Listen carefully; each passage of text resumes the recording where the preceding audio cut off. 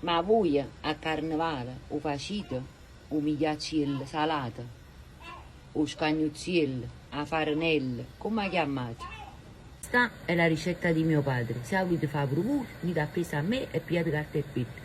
1 chilo di farina bramata, farinella, frulla di mais, 4 litri di acqua che io già ho messo a bollire con 100 ml di olio e un po' di sale. Potete mettere la sugna, potete mettere quello che volete voi al posto dell'olio, anche un po' di burro, 200 g di pecorino grattugiato e un misto di salumi, cicola, salame, provolone e le tenete che ci mettete.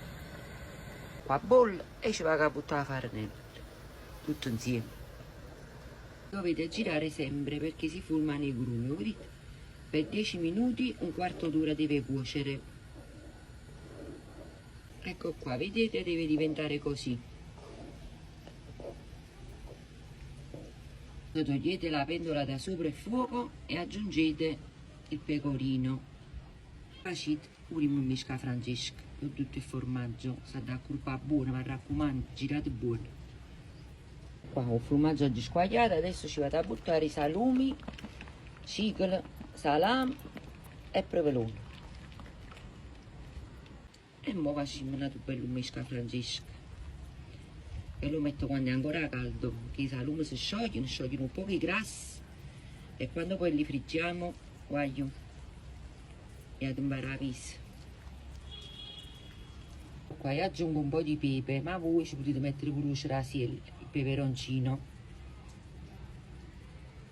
Un misca Francesca è pronto. Ora prendete una placca, io avevo preso questa qua che staccata ne va portata in mano e ansevate con un po' di olio. Poi prendete tutti i misca Francesca che abbiamo fatto con la farinella e come pesa, ecco qua, ce la ravagate dentro così tutto. Una spatola, un lecchino, no? E a livellatela, tanto bello ad essere tutto quanto bello ritto. Ecco qua, quando l'avete sistemato tutto quanto, prendete un altro filo di olio, ci mettete se non si secca e poi lo lasciate raffreddare perché io l'ho fatto oggi per domani, poi domani lo taglio a quadretti e lo friggo. Ecco qua, vedete, è pronto. Ora ci metto il coperchio sopra. Voi se non tenete il coperchio ci mettete un po' di carta alluminio, quello che tenete, quello ci mettete. Io l'ho fatto stasera per domani.